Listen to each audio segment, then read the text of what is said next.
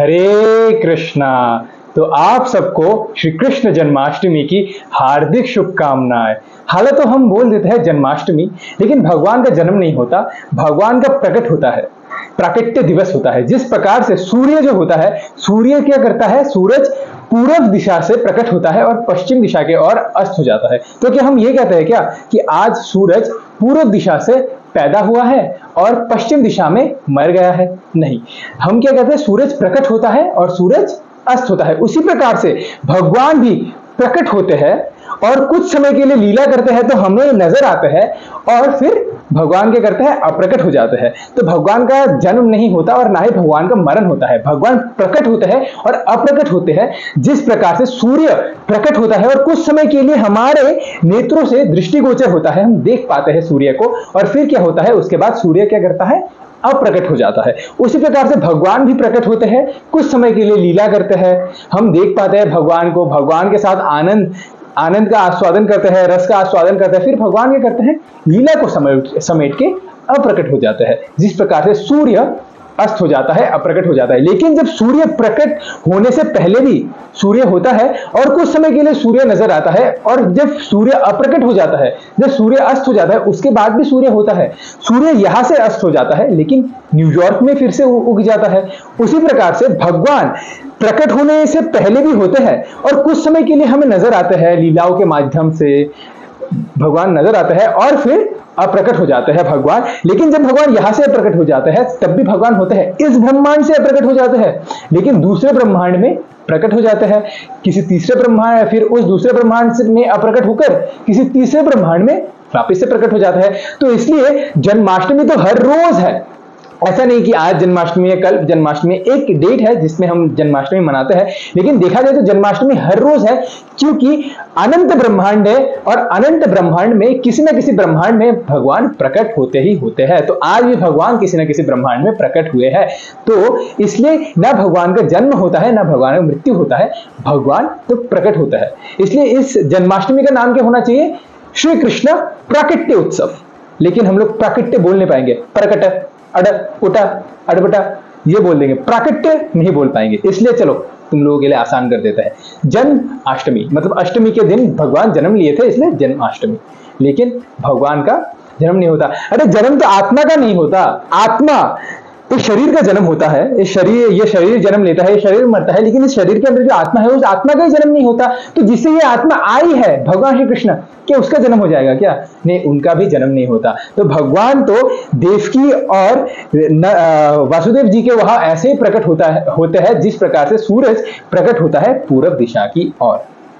तो जैसे कि हम जानते हैं कि भगवान के जन्माष्टमी में जो भगवान का जन्म है और कर्म है वो दोनों ही दिव्य है। और भगवान भगवद गीता में बता रहे हैं कि जन्म कर्म च मे दिव्यम एवं यो येति तत्वतः त्यक्त्वा देहम पुनर्जन्मा नैति मामेति सो अर्जुन, कि मेरा जो जन्म है और मेरा जो कर्म है वो दोनों ही दिव्य है। तो भगवान के दोनों ही दिव्य है।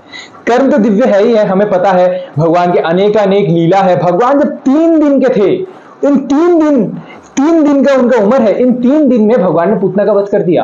तो हमारे आचार्य कहता है कि कृष्ण क्यों भगवान है? जितने भी सारे भगवान है, वो जितने भी सारे देवी देवता है, ये भगवान है, वो कोई ना कोई विराट रूप धरते हैं किसी राक्षस का वध करने के लिए, किसी असुर का वध करने के लिए।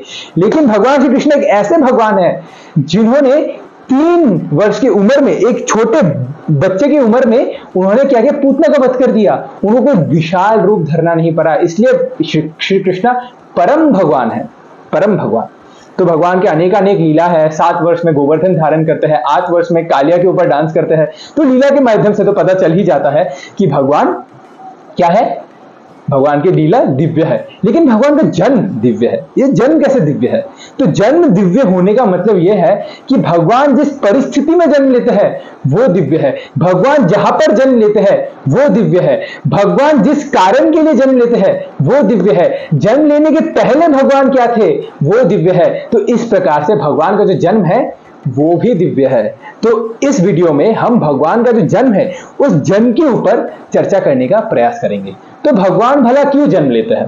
तो हमारे आचार्य बताते हैं कि जीवेरे कारणे आशय प्रपंच लीला करे सुविस्तार। जीवेरे कारणे, हम जो बद्ध जीव आत्मा जो कि संसार में ठोकर खा रहे हैं, दुख भोग रहे हैं, क्या करे क्या ना करे, इस बद्धजीव आत्माओं का उद्धार करने के लिए भगवान श्री कृष्ण प्रकट होते हैं, जन्म लेते हैं श्री कृष्ण। और जन्म लेके क्या करते हैं? लीला करते हैं। जीवेरे कारण आशे प्रपंच लीला करे सुविस्तार, सुविस्तार, सुंदर सुंदर लीलाएं करते हैं भगवान श्री कृष्ण। और इन लीलाओं में क्या होगा? सिर्फ आनंद ही आनंद, सिर्फ आनंद।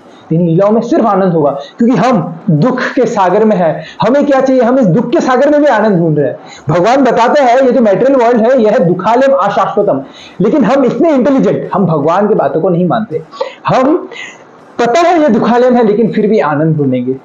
तो इस दुख के घर में होकर भी हम आनंद ढूंढते हैं। तो भगवान ने सोचा कि क्यों ना मैं इसको असली आनंद दूं, इटर्नल ब्लिस दूं। तो वो आनंद प्रदान करने के लिए भगवान लीला करते हैं। तो और कलयुग का हाल ही ये है। तो हाल कलयुग का ऐसा है कि जो भगवान है उसको हम भगवान मानते नहीं है, और जो भगवान नहीं है उसको हम भगवान मान देते हैं। अब बताओ, किशन कन्हैया जी ये तो गोपियों के साथ डांस किए, रात को गोपियों को सीटी मार मार के बुलाते थे, बांसुरी बजाकर बुलाते थे, ये तो चोरी कर करके खाए। देखो दो दो माता पिता, जन्म लिए कहा जेल में, ये भगवान कैसे होंगे? हाँ, ये देखो वस्त्र चुराए गोपियों के, हाँ, रणछोड़ युद्ध भूमि से भाग गए इसलिए उनका नाम रणछोड़ पड़ा, ये भगवान थोड़ी है। अच्छा वो फाला फला बाबा जी, हाँ वो भगवान है, वो भगवान है। वो बाबा जी थोड़ा सेब निकाल देते हैं, थोड़ा विभूति निकाल देते हैं, थोड़ा जादू करके दिखा देते हैं, तो वो भगवान है। वाह! तो कलयुग का हाल ही ऐसा है, जो भगवान है तो भगवान नहीं मानते हैं, और जो भगवान नहीं है उसको भगवान मान लेते हैं। तो भगवान इतने सारे लीलाएं क्यों करते हैं? ताकि हमें यह विश्वास हो जाए कि भगवान श्री कृष्ण ही परम भगवान है। और अगर कोई गहराइयों में भगवान की लीलाओं में जाएगा ना, तो उसको यह विश्वास तो अवश्य हो जाएगा कि भगवान श्री कृष्ण ही परम भगवान है। तो हम भगवान के प्राकट्य होने के ऊपर चर्चा करने का थोड़ा प्रयास करेंगे। तो भगवान जब प्रकट होते हैं, उससे पहले क्या होता है? जब भगवान प्रकट होते हैं उससे पहले क्या होता है? प्लैनेट्स जो होता है, जो ग्रह होते हैं, उन ग्रहों का हाल क्या होता है, उन प्लैनेट्स का हाल क्या होता है? तो जितने भी सारे ग्रह होते हैं ना, वो सारे अशुभ स्थिति में होते हैं, सारे अशुभ वातावरण में होते हैं। जितने भी सारे ग्रह प्लैनेट्स होते हैं, उस समय क्या होता है? रोहिणी नक्षत्र होता है, अश्विनी कॉन्स्टिलेशन होता है। और जब रोहिणी नक्षत्र और अश्विनी कॉन्स्टिलेशन होता है ना, इसको ज्यादा शुभ नहीं माना जाता, ये अशुभ माना जाता है इसको। तो क्या होता है? रोहिणी नक्षत्र और स्टार्स की जो पोजीशन थी वो अश्विनी कॉन्स्टिलेशन में पोजीशन थी, तो ये बहुत ही ज्यादा अशुभ माना जाता है इस स्थिति में। तो पहला तो हो गया क्या है? रोहिणी नक्षत्र, और दूसरा हो गया अश्विनी कॉन्स्टिलेशन, और तीसरा क्या हुआ? भगवान ने जन्म लिया दक्षिणायन के समय। दक्षिणायन, आप जिन्होंने भगवद गीता पढ़ी है उनको पता होगा कि दक्षिणायन ज्यादा शुभ समय नहीं माना जाता। दक्षिणायन है देवताओं के रात का समय, और उत्तरायण है देवताओं के दिन के समय। तो जो दक्षिणायन में जन्म लेता है उसे शुभ नहीं माना जाता, जो उत्तरायण में जन्म लेता है उसे शुभ माना जाता है। तो पहला तो रोहिणी नक्षत्र, दूसरा अश्विनी कॉन्स्टिलेशन, तीसरा हो गया क्या? दक्षिणायन, और चौथा क्या? रात के समय जन्म लेते हैं भगवान। दिन का समय सत्वगुण, दोपहर का समय रजोगुण, रात का समय क्या है? तमोगुण, और आधी रात को जन्म लेते भगवान, घोर तमोगुण में भगवान जन्म लेते हैं। देखिए सब कुछ अशुभ। तो जो पूरा वातावरण था जब भगवान जन्म लेते हैं, प्रकट होते हैं, पूरा अशुभ वातावरण में भगवान प्रकट होते हैं। लेकिन शास्त्रों में बताया गया है कि जब भगवान प्रकट होते हैं ना, उस समय को क्या कहा गया है? कालः परम शोभनम। सिर्फ शोभनम नहीं, कालः परम शोभनम, मतलब वो स्थिति बहुत ही शुभ स्थिति थी। कैसे? क्योंकि जब भगवान ने जन्म लिया, जैसे भगवान ने जन्म लिया, वो जितने भी सारे उल्टे फुल्टे नक्षत्र थे, अशुभ स्थिति थी, वो सब कुछ निगेट हो गए, खत्म हो गए जैसे भगवान ने जन्म लिया। अगर कोई शुभ समय में जन्म ले तो कौन सी बड़ी बात है, शुभ समय में जन्म ले लिया। लेकिन अगर कोई अशुभ समय में जन्म ले और उस अशुभ समय को शुभ बना दे, वो है भगवान की ताकत। जैसे अगर किसी क्लास में सारे टॉपर बच्चे भरे हुए हो और कोई टीचर आके उनको थोड़ा सा पढ़ा दिया, लिखा दिया, और उन सारे बच्चों ने एग्जाम में 98-95% लेके आ गए, तो कौन सा बड़ा बात हुआ। लेकिन अगर कोई ऐसा क्लास हो जहां पर धुर नालायक बच्चे हैं, एकदम गधे बच्चे हैं, उनको टीचर ने पढ़ाकर डॉक्टर इंजीनियर बना दिया, बहुत बड़ी बात है। तो उसी प्रकार से शुभ समय में जन्म लेना तो बड़ा बात नहीं है, लेकिन जो अशुभ समय में जन्म लेकर उस अशुभ समय को शुभ समय में परिवर्तन कर दे, उसे कहते हैं भगवान। तो ये है भगवान की महानता, अशुभ समय को भी शुभ बना देते हैं भगवान। तो जिसके जीवन में भगवान आते हैं, भले ही उसके जीवन में सब कुछ अशुभ क्यों नहीं चल रहा होता, जैसे ही कोई भगवान श्री कृष्ण को स्वीकार करता है, उसका क्या हो जाता है, सब कुछ शुभ हो जाता है। और तो ऐसे करके भगवान प्रकट होता है। और प्रकट होने से पहले क्या होता है, प्रकट होने से पहले क्या भगवान श्री कृष्ण क्या करते हैं, पहले वासुदेव जी के हृदय में जाते हैं, पहले वसुदेव जी के हृदय में जाते हैं, और वसुदेव जी के हृदय से कहा जाता है देवकी मैया के हृदय में जाते हैं, और देवकी मैया के हृदय से डायरेक्ट देवकी मैया के कोख में जाता है। ऐसा अच्छा, ऐसा कोई बच्चा करता है क्या कभी भी कि पहले मैं पिताजी के हृदय में जाऊंगा, फिर मैं माता के हृदय में जाऊंगा, फिर मैं माता के कोख में जाऊंगा, फिर मैं प्रकट होऊंगा? ऐसा होता है? नहीं, ये सिर्फ भगवान ही कर पाते हैं। पहले भगवान क्या करते हैं, वासुदेव जी के हृदय में, वासुदेव जी के हृदय में देवकी मैया के हृदय में, देवकी मैया के हृदय से डायरेक्ट देवकी मैया के कोख में, ऐसे करके भगवान प्रकट होता है। और जैसे हम सबको पता है, भगवान को कोख में आने से पहले, प्रकट होने से पहले, जैसे हम सबको पता है कि कंस क्या करते हैं, भगवान के जो देवकी मैया के जो 6 पुत्र हैं उनका मार देते हैं, और जो 7वां पुत्र आता है ना, वो होता है बलराम जी। तो 7वां पुत्र क्या होता है, गर्भ में होते हैं, गर्भ में पुत्र होता है। तो पुत्र जब होता है क्या होता है, अचानक से मिसकैरेज हो जाता है, अचानक से क्या हो जाता है, गर्भपात हो जाता है। तो पुत्र होता तो है, लेकिन अभी पुत्र है, लेकिन अचानक से गायब हो गया। तो बलराम जी आते हैं। बलराम जी क्यों आता है, बलराम जी क्या करते हैं, बलराम जी हमेशा भगवान के पहले आते हैं और देवकी मैया के कोख को तैयार करते हैं, कोख को सजाते हैं कि हाँ अभी भगवान आएंगे ना। क्योंकि बलराम जी के पास है हल से हम क्या करते हैं, हम जमीन को मजबूत बनाते हैं, जमीन को तैयार करते हैं ताकि उसमें खेती हो सके। उसी प्रकार से बलराम जी भी अपने हल से देवकी मैया के कोख को सजाते हैं, देवकी मैया के कोख को ठीक करते हैं, ताकि भगवान अभी यहां पर आएंगे ना, भगवान को कोई कष्ट ना हो। तो इसलिए बलराम आता है। और जैसे ही 7वां पुत्र जाता है, कंस को ये कंफ्यूजन हो जाता है। आकाशवाणी हुई थी जो 8वां पुत्र होगा वो मुझे मारेगा, लेकिन ये जो 7वां पुत्र था इसका तो गर्भपात हो गया। तो अभी जो दूसरा पुत्र होगा वो 8वां होगा या 7वां होगा, ये कंफ्यूजन थी कंस को। ऐसा हो गया था। तो आपको पता है कि 6 पुत्र मार दिए कंस ने और 7वां पुत्र गायब हो गया, कोख सजा दिया। फिर ऐसे करके भगवान पहले वासुदेव जी के हृदय में जाते हैं, वासुदेव जी के हृदय से देवकी मैया के हृदय में जाते हैं, फिर देवकी मैया के हृदय से डायरेक्ट देवकी मैया के कोख में जाते हैं। और कोख में आने से पहले भगवान क्या करते हैं, बाहर आके दर्शन देते हैं, देवकी मैया को और वसुदेव जी को बाहर आके दर्शन देते हैं। पहले भगवान चतुर्भुज विष्णु रूप में दर्शन देते हैं, फिर भगवान चतुर्भुज बाल रूप दिखाते हैं, फिर द्विभुज बाल रूप दिखा देते हैं। ऐसे करके दर्शन देते हैं भगवान, और फिर ऐसे करके देवकी मैया के कोख में प्रवेश करते हैं। और जब देवकी मैया के कोख में भगवान प्रवेश करते हैं, देवकी मैया एकदम तेजस्वी ओजस्वी हो जाते हैं। इतना ज्यादा इफल्जेंस निकलता है देवकी मैया के हृदय से, देवकी मैया के शरीर से, कोख से इतना ज्यादा इफल्जेंस निकलता है, ऐसा लग रहा होता है कि मानो सैकड़ों सूरज एक जगह पर आकर इकट्ठा हो गया है। इतना ज्यादा इफल्जेंस, इतनी ज्यादा रोशनी निकल रही होती है देवकी मैया के कोख से। तो ऐसा होता है। तो जब भी कोई भगवान को स्वीकार करता है, भगवान को अपने जीवन में लाता है, तो क्या हो जाता है, वो भी ओजस्वी हो जाता है, वो भी तेजस्वी हो जाता है। कुछ लोग होते हैं जो लोग बहुत ज्यादा तेज होते हैं, और कुछ लोग होता है जिनमें बहुत ही ज्यादा तेज होता है। तो जो भगवान के भक्त होता है उनमें बहुत ही ज्यादा तेज होते हैं, क्योंकि वो भगवान के बहुत ही ज्यादा नजदीक होते हैं, और कृष्ण उनके हृदय में वास करता है। तो जो भक्त होता है उनसे बहुत ही ज्यादा तेज निकलता है। तो इस प्रकार से देवकी मैया के कोख में होते हैं भगवान। और जब भगवान देवकी मैया के कोख में होते हैं ना, तो देवी देवता आते हैं देवकी मैया का दर्शन करने, भगवान का दर्शन करने, कि ये वही माता है जिनके कोख से क्या भगवान परम पुरुषोत्तम भगवान श्री कृष्ण प्रकट होंगे। ये वही माता है, इन माता को साक्षात प्रणाम। सत्याव्रतम सत्य परम त्रिसत्यम सत्यश्च योनिम निहितम च सत्य सत्यस्य सत्य त्र सत्य नेत्रम सत्यात्मकम तम शरणम प्रपन्नम। ऐसे करके देवी देवता प्रार्थना करते हैं कि हे प्रभु आप ही सत्य हो, आपसे ही सारे सत्य आए हैं और आपसे ही सारे सत्य निकलते हैं। हे प्रभु आप कृपया करके हमें शरण दीजिए और हमें बचाइए। ऐसे करके देवी देवता प्रार्थना करते हैं। और देवकी मैया कभी कभी कुछ अजीब, और देवकी मैया कभी कभी देखते भी है देवी देवताओं को। जब कभी छत पे जाते हैं देवकी मैया तो देखते हैं, कभी खिड़की से देख लेते हैं, कभी जब बैठी होती है ऐसे ही कोने में देवकी मैया जब बैठी होती है तब किसी देवी देवता को देख लेते हैं। तो देवकी मैया सोचती है ये कौन है, इतने सुंदर नजर आते हैं कुछ लोग, इतने ज्यादा सुंदर सुंदर कुछ लोग हैं जो मुझे नजर आता है, ये कौन है। ऐसे करके देवकी मैया देखते हैं। फिर देवकी मैया को पता चलता है पक्का ये देवी देवता होंगे, क्योंकि मेरे कोख में जो व्यक्ति है वो बहुत ही ज्यादा विशेष व्यक्ति है, वो भगवान है। पक्का ये कोई महान पुरुष होंगे जो जिनका दर्शन करने के लिए देवी देवता आते हैं।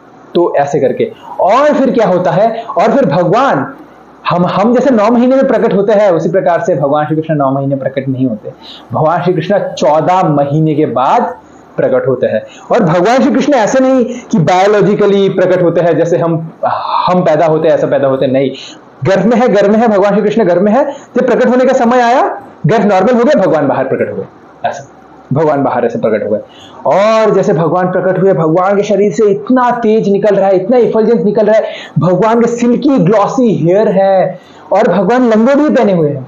ऐसा कोई बच्चा है माँ के पेट से निकला लंगोट पहनकर, हगीज पहनकर? ऐसा कोई बच्चा है जो हगीज पहनकर माँ के कोख से निकलता है, मम्मी मैं हगीज पहन के आया ऐसा कोई बच्चा है? नहीं। भगवान के सिल्की ग्लॉसी हेयर है, भगवान लंगोट पहनकर है, बहुत ही सुंदर, एकदम सुंदर है भगवान। और भगवान का शरीर इतना कोमल है, इतना कोमल है, जैसे छाछ कोमल होती है ना, जैसे छाछ, उतना कोमल है भगवान का शरीर। और देवकी मैया देख के चिंतित हो रही है, इतना कोमल है मेरा लाला, इतना कोमल है ये प्रभु, कंस इसको कुछ करना दे, कंस इसको कुछ करना दे। तो ये ममता भाव होती है, तो ये थोड़ा अभी भी माता पिता का रहता है ना कि मेरे बेटे को कुछ होना जाए, तो ये भाव प्रकट करती है देवकी माता। उसी समय भगवान कहता है आकाशवाणी के माध्यम से कि वासुदेव जी को कहता है कि तुम क्या करो, तुम मुझे ले जाओ, और यमुना के उस पार क्या है, नंदगांव है, वहां पर यशोदा और नंद महाराज है, वहां मुझे रख कर आओ, और उनके वहां पर एक बेटी हुई है, उन बेटी को तुम लेकर आ जाओ, ऐसा। और फिर ऐसा होने के बाद क्या करते हैं, जैसे भगवान प्रकट होते हैं, भगवान तो बहुत ही ज्यादा सुंदर है, देवकी मैया और यशोदा, सॉरी, देवकी मैया और वासुदेव जी क्या करते हैं, भगवान को स्तुतिया करते हैं, भगवान से प्रेयर करते हैं भगवान को, और ऐसे करके फिर क्या करते हैं, वासुदेव जी भगवान को गोद में उठाते हैं। जैसे ही वासुदेव जी भगवान को गोद में उठाते हैं, वासुदेव जी के हाथ में जो बेड़िया थी वो खुल जाते हैं, बेड़िया खुल जाती है। जो 16 दरवाजे थे, कारागृह के जो 16 दरवाजे थे, ये कोई नॉर्मल कारागृह नहीं था, कंस ने एकदम हाईटेक प्रो लेवल जेल में रखा था वासुदेव और देवकी को। 16 दरवाजे थे, और उन हर एक दरवाजे के बाहर एक पहरेदार था, हर एक पहरेदार के साथ एक शेर था। और क्या होता है ना, जब भी दरवाजा खुलेगा तो छत पे क्या था, ऊपर में सीलिंग में क्या था, एक कांटेदार मिट्टी का स्लैब था। अगर कोई भी भागने की कोशिश करेगा, दरवाजा अंदर से खुलेगा तो स्लैब ठाप करके नीचे गिरेगा, ऐसे। तो 16 दरवाजे, फिर पहरेदार, फिर शेर, फिर ऊपर से स्लैब। लेकिन जैसे ही उन्होंने क्या किया, भगवान को उठाया, वासुदेव जी ने जैसे ही भगवान श्री कृष्ण को उठाया, उनके हाथों की जो हथकड़ियां थी वो खुल गई।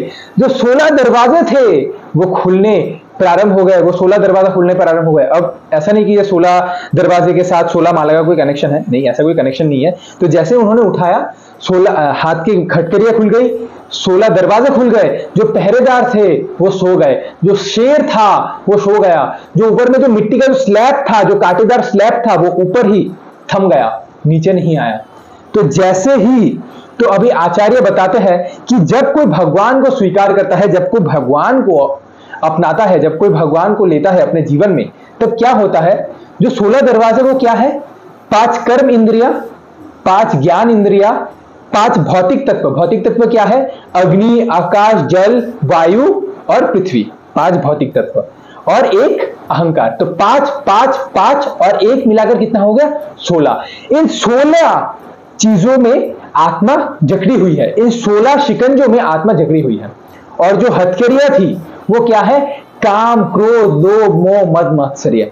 आत्मा क्या है, इन काम, क्रोध, लोभ, मद, मात्सर्य में ना जकड़ा हुआ है आत्मा, और निकल नहीं पा रहा है। जन्म जन्मांतर तक वो आत्मा इस काम, क्रोध, लोभ, मोह, मद, मात्सर्य में ही फंसा हुआ है। लेकिन जैसे ही कोई भगवान को स्वीकार करता है, तब क्या होता है, वो इन सब से मुक्त हो जाता है। वो इन 16 उसके लिए 16 दरवाजा भी खुल जाता है, वो काम, क्रोध, लोभ, मोह, मद, मात्सर्य से भी मुक्त हो जाता है, उसके हाथ की हथकड़ियां भी खुल जाती है। और जो पहरेदार है, पहरेदार रिप्रेजेंट करते हैं जन्म मृत्यु का चक्कर। तो जो पहरेदार सो जाते हैं, इसका मतलब क्या है, जन्म मृत्यु का चक्कर।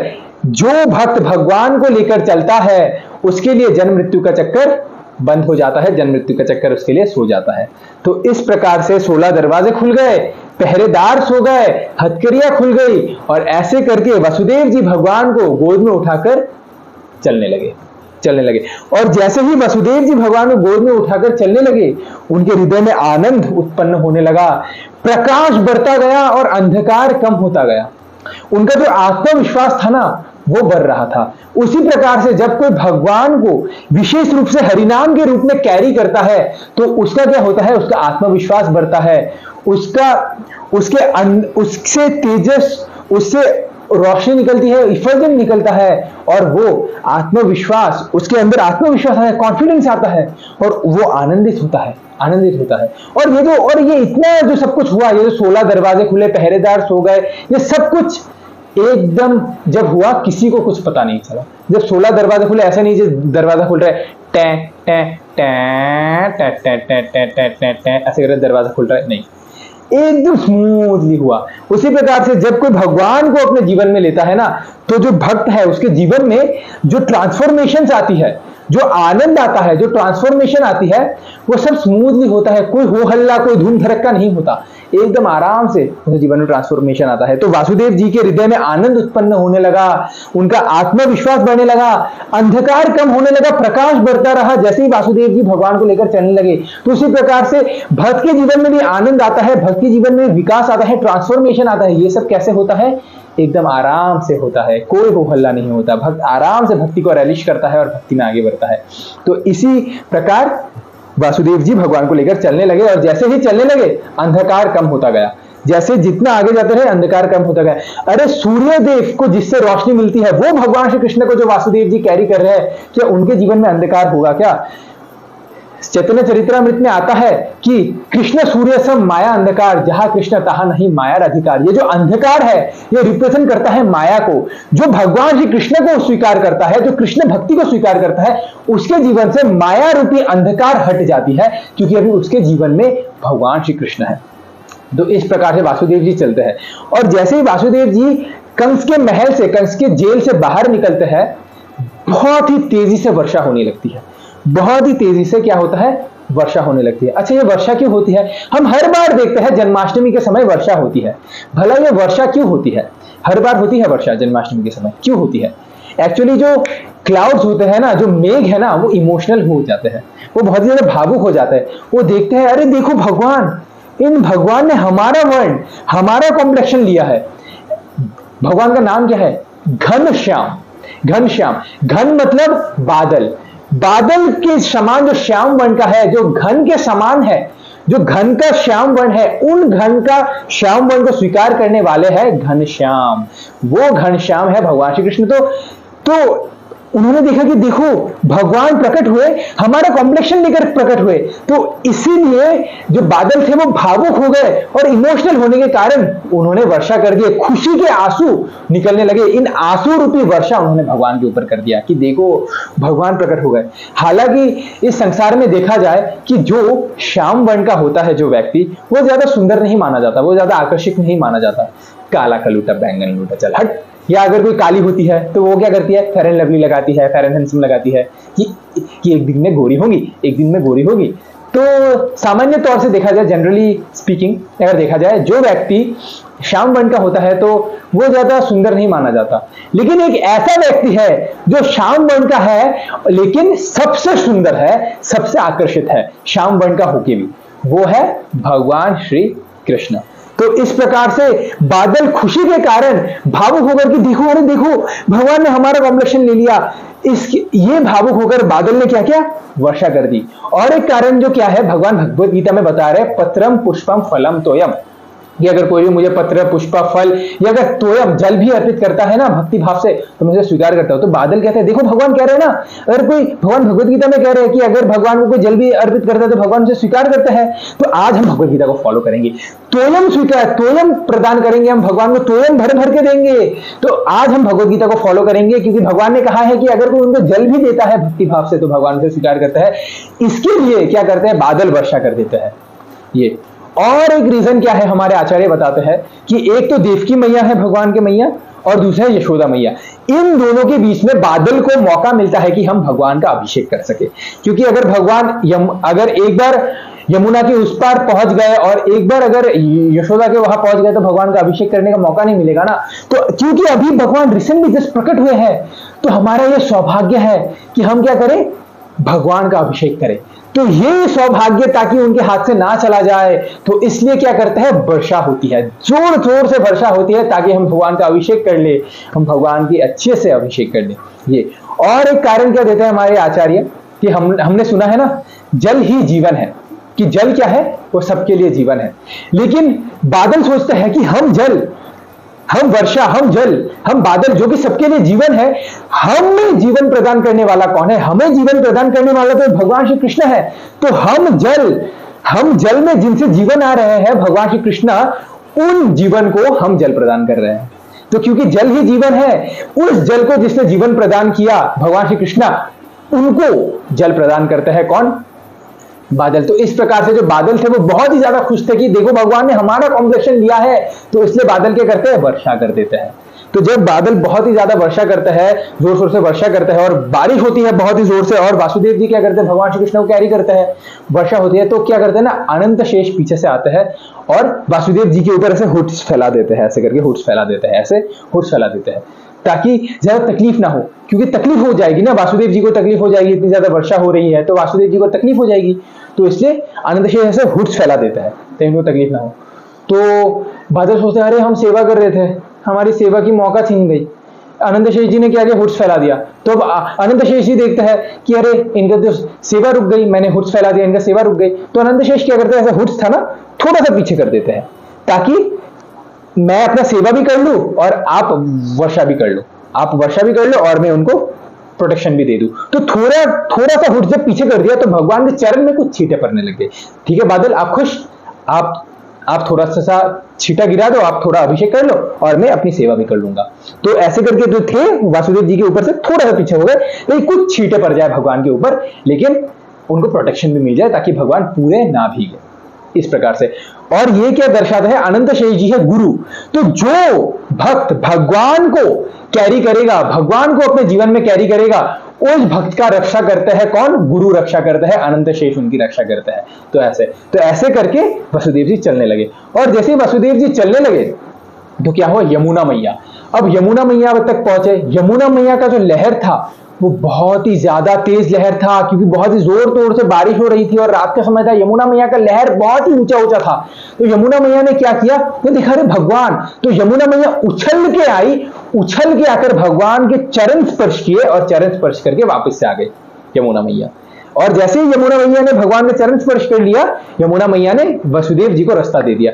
तो वो यमुना मैया साइड हो गई, इधर से भी साइड हो गई, उधर से भी साइड हो गई और बीच में से रास्ता दे दिया। तो इधर भी यमुना मैया है, इधर भी यमुना मैया है, लेकिन बीच में रास्ता खाली है। तो ऐसे करके भगवान श्री कृष्ण को लेकर चलते हैं वसुदेव जी, लेके जाते हैं और कहां पर रखते हैं, नंदगांव पहुंचते हैं, गोकुल पहुंचते हैं और नंद महाराज जी के महल में जाते हैं। अब मैं आपको एक ऐसा फैक्ट बताने वाला हूं जो आपको ना बी आर चोपड़ा ने बताया और ना ही रामानंद सागर जी ने बताया। वो फैक्ट क्या है कि एक कृष्ण जन्म नहीं लिया था, दो कृष्ण जन्म लिए थे। एक कृष्ण जिनके बारे में हम जानते हैं, जो कि कंस के महल मथुरा में जन्म लिए थे, वासुदेव कृष्ण, और दूसरे कृष्ण जन्म लिए थे कहां पर, यशोदा मैया के वहां। दूसरे कृष्ण, एक तो यशोदा मैया ने एक बेटी जन्म दी थी और दूसरे एक और कृष्ण जन्म दिए थे यशोदा मैया ने। तो एक कृष्ण जो वासुदेव जी के पास है वो है वसुदेव कृष्ण, और दूसरे कृष्ण जो कि यशोदा मैया के वहां है, कौन है, नंद नंदन या यशोदा नंदन कृष्ण। तो कितने हुए, तीन, एक वसुदेव कृष्ण, एक यशोदा नंदन कृष्ण, और जो तीसरा है वो है योग माया जो बेटी हुई। तो क्या हुआ कि जब वसुदेव जी ने अपने तो वसुदेव, तो क्योंकि अंधेरा का समय था, बहुत ही ज्यादा घनघोर बारिश हो रही थी, तो वसुदेव जी ने यशोदा मैया जी का जो कृष्ण है उसको नहीं देखा, तो उन्होंने सिर्फ जो बेटी थी उनको ही देखा। तो अपने वासुदेव कृष्ण को उन्होंने रख दिया और बेटी को उठा लिया। तो जैसे उन्होंने वासुदेव कृष्ण को रखा तो वो जो वासुदेव कृष्ण थे वो यशोदा नंदन कृष्ण के साथ मर्ज हो गए। तो कितने कृष्ण थे, दो कृष्ण थे, एक थे वासुदेव कृष्ण, एक थे यशोदा नंदन कृष्ण। और यशोदा और वासुदेव कृष्ण क्या हो गया, जैसे हुए रखा, वासुदेव कृष्ण यशोदा नंदन कृष्ण को देखकर इतने ज्यादा आकर्षित हुए कि अरे ये तो कितना सुंदर है, काश में थोड़ा और पास आ सकूं इनके। तो थोड़ा ऐसे पास आते आते क्या हुआ, वासुदेव कृष्ण यशोदा नंदन कृष्ण के अंदर मर्ज हो गए। तो ऐसे करके दो कृष्ण थे। तो जो कृष्ण क्या करते थे, मुरली बजाते थे, माखन चोरी करते थे, गोपियों के साथ रासलीला करते थे, सखाओं के साथ खेलते थे, वो कृष्ण है यशोदा नंदन कृष्ण। और जो कृष्ण पूतना का वध करते थे, राक्षसों का वध करते थे, अगासुर का वध करते थे, वो कृष्ण कौन है? वसुदेव कृष्ण। तो जो कृष्ण मधुर पास टाइम्स करते थे, जैसे मुरली बजाना, माखन चोरी करना, वो पास टाइम करते थे, वो लीलाएं करते थे, यशोदानंदन कृष्ण। और जो कृष्ण दुष्टों का नाश करते थे, जो कृष्ण राक्षसों का वध करते थे, वो कृष्ण कौन थे? वासुदेव कृष्ण। और जो कृष्ण वृंदावन छोड़कर मथुरा गए कंस को मारने के लिए, वो कृष्ण है वसुदेव कृष्ण। और जो कृष्ण हमेशा वृंदावन में रह गए, हम कहते हैं ना कृष्ण कहीं नहीं गए, कृष्ण अभी भी वृंदावन में है, वो कृष्ण कौन है? यशोदानंदन कृष्ण। तो ये फैक्ट आपको किसी ने नहीं बताया होगा, ना ही बी आर चोपड़ा ने बताया होगा, ना ही रामानंद सागर ने बताया होगा। ये फैक्ट शास्त्रों से मिलती है हमें, क्योंकि दो कृष्ण हुए थे, एक यशोदानंदन कृष्ण, एक नंदनंदन कृष्ण। एक यशोदानंदन कृष्ण, एक वासुदेव कृष्ण। वासुदेव कृष्ण क्या हुआ? यशोदानंदन कृष्ण के साथ मर्ज हो गए। और फिर ऐसे करके जब मर्ज हो गए तो कृष्ण को वहां रख दिया, किसने? वसुदेव जी ने कृष्ण को वहां रख दिया, और यशोदा में और जो बेटी थी, जो बेटी, उसको ले लिया, उसको गोद में लेकर वसुदेव जी वापस आने लगे। और यशोदा मैया, क्योंकि उन्होंने जन्म दिया था, क्योंकि उन्होंने जस्ट जन्म दिया था, तो क्योंकि उन्होंने जन्म दिया था तो जन्म देने के कारण वो मूर्छित हो गई थी, वो थक गई थी। जैसे जन्म देने के बाद सेंसलेस हो जाते हैं ना माता है, तो ऐसे मूर्छित पड़ी हुई थी, तो उनको शायद लगा था मेरी कोई बेटी हुई है, लेकिन उठने के बाद उनको लगा नहीं मेरी बेटी नहीं हुई, मेरे बेटा हुआ है, ऐसा। तो ऐसे करके जो कृष्ण थे उनको वहां पर रखा, और जो योग माया थी, जो बेटी थी, उनको उठाकर वसुदेव जी क्या किया? लेकर आ गए। लेकर आ गए। जैसे ही वो फिर से कारागृह में घुसे, जितने भी 16 दरवाजे थे वो वापस से बंद होने लग गए, एक के बाद एक के बाद एक 16 दरवाजे बंद होने लग गए। उनकी हथकड़ियां जो थी वो वापस से उनके हाथ में लग गई, और जितने भी सारे पहरेदार थे वो जग गए, जो शेर था वो भी जग गया। तो यहां पर हमारे आचार्य बताते हैं, अगर कोई भगवान श्री कृष्ण को कैरी करता है तो उसके जीवन में क्या होगा? आनंद से भर जाएगा उसका जीवन। उसके जीवन में सारे दुख, सारे कष्ट, सारे अवरोध सब दूर हो जाएगा, उसका जीवन आनंद से भर जाएगा, खुशियों से भर जाएगा। लेकिन अगर कोई कृष्ण को रख दे और माया को अपने साथ ले आए तो क्या होगा? वो वापिस से इस संसार में फंस जाएगा, काम क्रोध लोभ मद मात्सर्य की बेड़ियों में फंस जाएगा। 5 कर्म इंद्रिय, 5 ज्ञान इंद्रिय, 5 भौतिक पदार्थ और एक अहंकार के शिकंजों में आत्मा फंस जाएगा, और जन्म मृत्यु का जो चक्र है वो वापिस से जग जाएगा। तो ये आचार्य बताते हैं। हालांकि वासुदेव जी दिव्य है, वासुदेव जी हालांकि दिव्य है, उन्होंने क्या किया? उन्होंने योग माया को लेके आए। ये आचार्य बस हमें सीख देने के लिए बताते हैं कि अगर कोई कृष्ण को रख दे और माया को ले आए ना, तो क्या होगा? वो वापस से इस संसार में फंस जाएगा। तो इस प्रकार से हमें इस जन्माष्टमी में भगवान से प्रार्थना करनी चाहिए, क्योंकि भगवान का जो जन्म है वो बहुत ही ज्यादा दिव्य है। ऐसे करके जन्म कोई नहीं लेता। और क्योंकि आज हमने एक राज भी जाना कि 2 कृष्ण हुए, एक कृष्ण नहीं। यशोदानंदन कृष्ण जो हमेशा वृंदावन में है, और वासुदेव कृष्ण जो कि द्वारका जाते हैं, फिर रानियों से विवाह भी करते हैं, वो है द्वारकाधीश कृष्ण। लेकिन जो यशोदानंदन कृष्ण है वो हमेशा वृंदावन में ही रहते हैं, गोपियों के साथ रहते हैं, यशोदा मैया के साथ रहता है, वो है नंदनंदन कृष्ण, यशोदानंदन कृष्ण। तो ऐसे करके इस जन्माष्टमी हमें क्या करना चाहिए? भगवान से प्रार्थना करनी चाहिए। क्या प्रार्थना करनी चाहिए? हे प्रभु, मैं भी इस संसार रूपी जेल में फंसा हुआ हूं, और आपको जेल में प्रकट होना बहुत ही अच्छा लगता है ना प्रभु? आपको जेल में प्रकट होना अच्छा लगता है ना? मेरा ये जो हृदय है ना, ये हृदय, ये भी जेल के समान है। काम क्रोध लोभ मद मात्सर्य का जेल है मेरा ये हृदय। हे प्रभु, आप कृपया करके मेरे इस हृदय के अंदर प्रकट हुए प्रभु। मैं इस संसार रूपी जेल में फंसा हुआ हूं, इस जेल से मुझे कौन निकालेगा प्रभु? आप ही निकालेंगे। रूप गोस्वामी एक बहुत ही सुंदर प्रेयर करते हैं भगवान श्री कृष्ण को। इस जन्माष्टमी हमें ये प्रेयर भगवान श्री कृष्ण को अर्पित करना चाहिए। अगर आप हो सके तो ये श्लोक आप याद करने का प्रयास करें, ये नीचे आ जाएगा लिखा। रूप गोस्वामी कहते हैं, मनसि जफनि जुष्ठे लब्ध पातोस्मि दुष्ठे, तिमिर गहन हेतु तिमिर गहन रूपे हंत संसार कूपे, अजित निखिल रक्षा उद्धारम हेतु दक्षा, उपनयम महस्ते भक्ति रज्जुम नमस्ते। रूप गोस्वामी कहता है ये प्रेयर है क्या? प्रेयर करते हैं भगवान श्री कृष्ण से। ये हमारी ही स्टोरी है, ये हमारी ही स्टोरी है। रूप गोस्वामी क्या कहता है? एक कुआं है, कुआं, वेल, वो कुआं कैसा है? बहुत ही ज्यादा अंधकार, गहरा, और क्या है? बहुत ही ज्यादा अंधकार, गहरा, और उसमें पानी नहीं है वो कुआं। और क्या है? लब्ध पातोस में दुष्टे, और मैं पापी इस कुएं में फंसा हुआ हूं। ये कुआं क्या है? ये कुआं है जन्म मृत्यु का कुआं। जन्म मृत्यु का कुआं। और लब्ध पातोष में दुष्टे, मैं क्योंकि पापी हूं, मैं क्योंकि सिंफुल हूं, मैं इस कुआं में गिर गया हूं। लब्ध पातोष में दुष्टे। और क्या है, तिमिर गहन रूपे हंत संसार कूपे। क्या है, मैं तो इस कुएं में गिर गया हूं, लेकिन बैड न्यूज क्या है कि मेरे बगल में, मेरे बाजू में एक सांप है। यह सांप क्या रिप्रेजेंट करता है? यह सांप है सेक्स डिजायर्स, काम वासनाओं का सांप। ये सांप, और हमें ये काम वासनाएं डसती रहती है। थोड़ी देर बाद ये काम वासनाओं का सांप हमें डसती रहती है। ये स्नेक जो है ये डसती रहती है। तो रूप गोस्वामी कहता है कि ये जो अंधकारमय कुआं है, ये जो गहरा कुआं है, इसमें मैं अपने पाप के कारण, इस जन्म मृत्यु के कुआं में मैं अपने पाप के कारण गिर गया हूं। और क्या है, मेरे बाजू में एक सांप है। वो सांप किसको रिप्रेजेंट करता है? Sex Dzire. अच्छा, इस कुएं से निकले कैसे?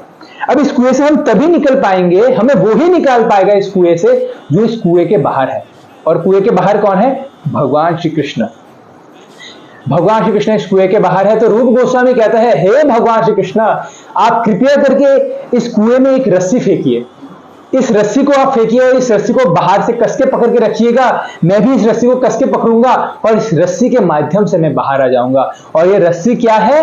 ये रस्सी है आपका भक्ति रूपी रस्सी। आप इस कुएं में फेंकिए, आप भक्ति रूपी रस्सी इस कुएं में फेंकिए। इस भक्ति रूपी रस्सी को मैं कस के पकड़ के बाहर आ जाऊंगा। उद्धारम हेतु दक्षा, हे प्रभु आप उद्धार करने में तो दक्ष है। उपनय मम हस्ते भक्ति रज्जुम नमस्ते। ये आपका जो भक्ति का जो रस्सी है, आप इसको कृपया करके फेंकिए। ये भक्ति के रस्सी को मैं पकड़ के मैं बाहर आ जाऊंगा। तो ये हमारी स्टोरी है, ये हमारी स्टोरी नहीं है क्या? हम भी इस संसार के अंधकार में कुएं में फंसे हुए हैं। काम क्रोध लोभ मोह मद मात्सर्य जन्म मृत्यु के चक्कर वाले अंधकार में कुएं में फंसे हुए हैं। और हमारे बगल में हमारे काम वासनाओं का सांप है जो हमें थोड़ी देर बाद डसता है। तो हमें भगवान के पास जाकर प्रार्थना करनी चाहिए, हे प्रभु आप कृपया करके भक्ति रूपी रस्सी मुझे फेंकिए ताकि मैं इस संसार से बाहर आ सकूं और आपके नित्य लीला नित्य धाम में प्रवेश कर सकूं। तो इस जन्माष्टमी हमें भगवान के पास जाकर कुछ भौतिक पदार्थ नहीं मांगनी चाहिए कि मुझे एक सुंदर लड़की मिल जाए, एक लड़का मिल जाए, मुझे गाड़ी मिल जाए, मुझे बंगला मिल जाए, मुझे धन मिल जाए, मुझे फेम मिल जाए, मुझे नाम मिल जाए। नहीं, ये नहीं मांगना चाहिए। हमें भगवान के पास जाकर भक्ति मांगनी चाहिए, हे प्रभु ताकि मैं आपके भक्ति करके आपके पास वापिस से आ सकूं। तो इस जन्माष्टमी हमें भगवान को ये प्रार्थना करनी चाहिए कि हे प्रभु आप मुझे भक्ति प्रदान करें और मुझे इस भौतिक संसार से निकालिए। और इस जन्माष्टमी हमें ज्यादा से ज्यादा भगवान का लीला श्रवण करना चाहिए, ज्यादा से ज्यादा हमें भगवान का नाम जप करना चाहिए। नेटफ्लिक्स में मूवी नहीं देखना चाहिए, कोई उल्टा पुल्टा गॉसिप नहीं करना चाहिए, मंदिर में समय बिताना चाहिए, सेवा में समय बिताना चाहिए और भगवान श्री कृष्ण का दर्शन करना चाहिए, उनकी आरती देखनी चाहिए। क्योंकि आरती मतलब रति, हे प्रभु, रति मीन्स अटैचमेंट। हे प्रभु आपके प्रति मेरी रति हो जाए, इसलिए मैं आपकी आरती देख रहा हूं। तो इस प्रकार से हमें जन्माष्टमी मनाना चाहिए। आप सबको श्री कृष्ण जन्माष्टमी की हार्दिक शुभकामनाएं। Hare Krishna. Thank you very much for watching. Hare Krishna Krishna Krishna Krishna Hare